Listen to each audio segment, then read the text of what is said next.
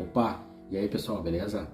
Continuando aquela série de vídeos sobre déficit calórico, agora eu vou falar para vocês como eu implementei isso na minha rotina e que me ajudou a eliminar os 35 quilos. Antes de iniciar, a gente precisa entender que pequenas mudanças fazem toda a diferença.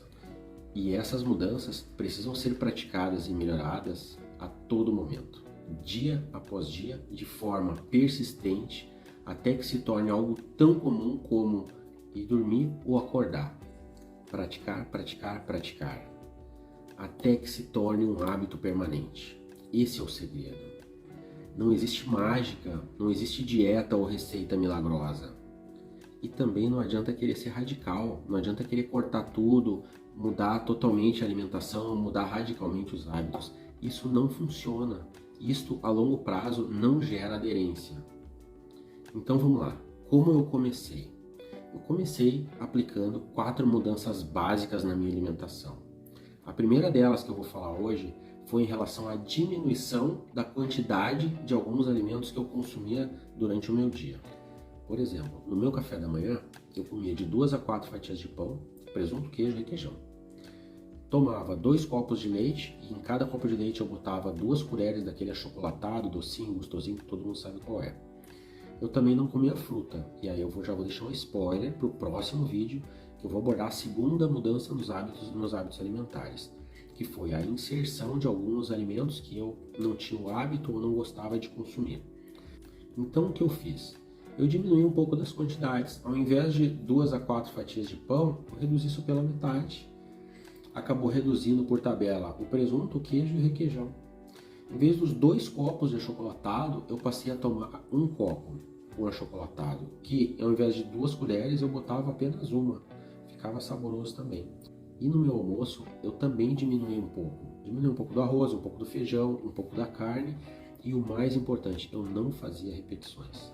Fazer a repetição pode ser um grande vilão na tua dieta de emagrecimento.